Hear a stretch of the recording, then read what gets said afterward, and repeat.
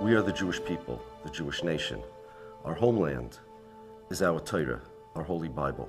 The State of Israel has declared their intention to take the Torah scholars, our most valuable national treasure, to take them out of the study halls, to change their mindset from 2,000-year-old traditional Jewish religious mindset to the nationalist, Zionist mindset.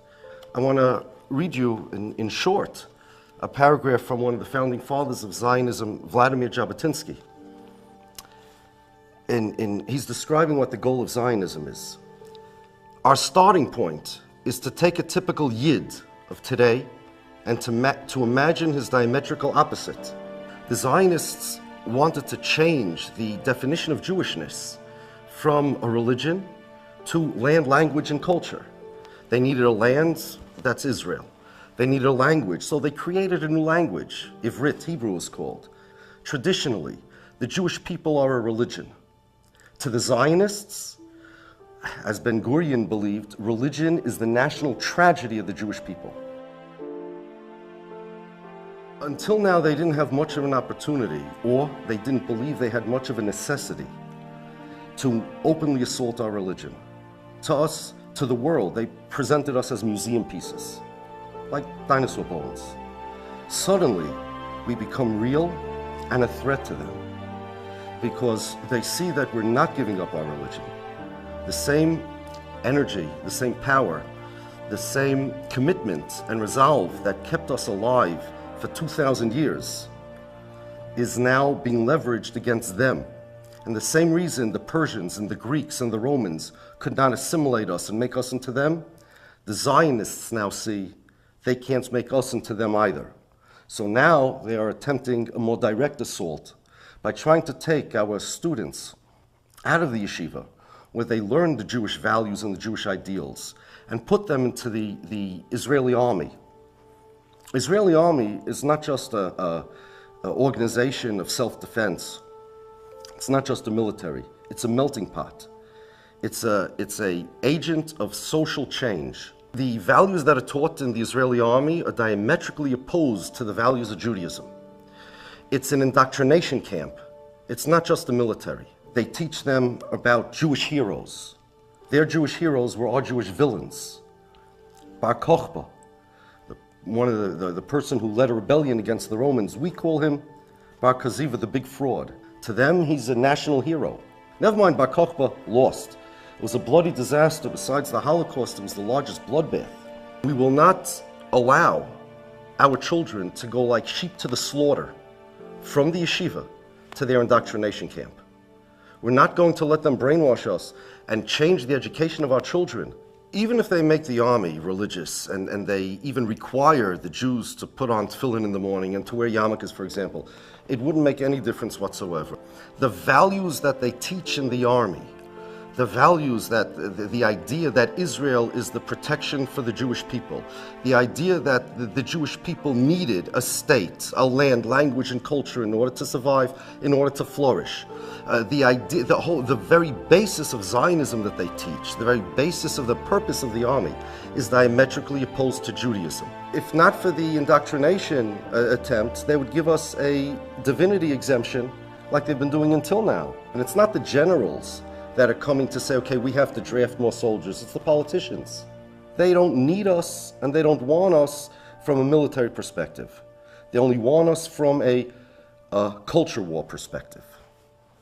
The Jewish nation was intact, and yes, we were battered, and yes, we were bruised during the 2,000 years that we existed in exile. But on one hand, everybody is wondering, how in the world did the Jews survive? There's no other nation that could survive in exile 2,000 years. Remember, we didn't have an army. We didn't have a state. And we survived, and our Talmud tells us the secret. It's because of our Torah, because of our religion, and it tells us that one of the reasons we survive is because we don't have a state. Imagine a guy steals your identity, ties you up, beats you up, puts you in the closet, and calls himself whatever your name is. And he uses your credit card, he racks up bills, And then he comes to you out of the closet and says, at least you got to help me pay. We have bills. You can't do that. Leave us alone. Leave us to what we've been doing for 2,000 years before they came to try to assimilate us into them, before they tried to change us. Just leave us alone. And if they don't want to leave us alone, we'll make sure that they leave us alone. We're not going to allow them to destroy our community and our culture and our religion. The Israeli government has an army. They want to draft us into their army. The Jewish people have an army also. It's the army of our scholars, the army of our rabbis that have kept us alive throughout the years. We had our army mobilized in Manhattan this past Sunday. Those rabbis that spoke, those are our generals. We wanted our brothers in Israel, the boys, to see why the Jewish people were able to survive for 2,000 years. Number two is to show the Israeli government that all segments of Jewry are behind our Torah scholars and we're all against the draft. Locket auf a Heini ben Israel in our Zaini Akdeutsche, der Geseires Schmad, fin Gies ben Yeshives, who's der einzigste Ziel ist, lehashkicham Teuru Seichu, ila viro malchikaire Zuneichu. Wegen dem rief mir ins Haus, handrisch heute stammes, tuf schien an Himmel. Shma Yisrael, atem kirayvi mayoim lamen chumu aloi weichem.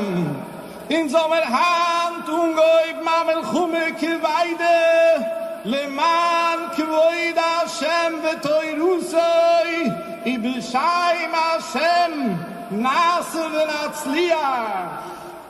the message was, this common cause is so important. We are the rabbis themselves, hands-on. We're going to get together and we're going to join our voices in a chorus and tell the Israeli government, we have an army too.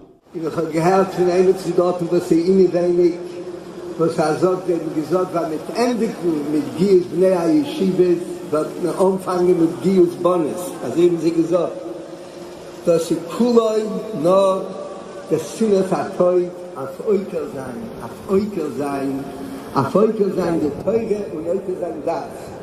We hope the Israeli government will get the message that they're up against the same force that has kept the Jewish people alive for 2,000 years. We're here to tell them that they can declare war from today till tomorrow. We're not waving the white flag.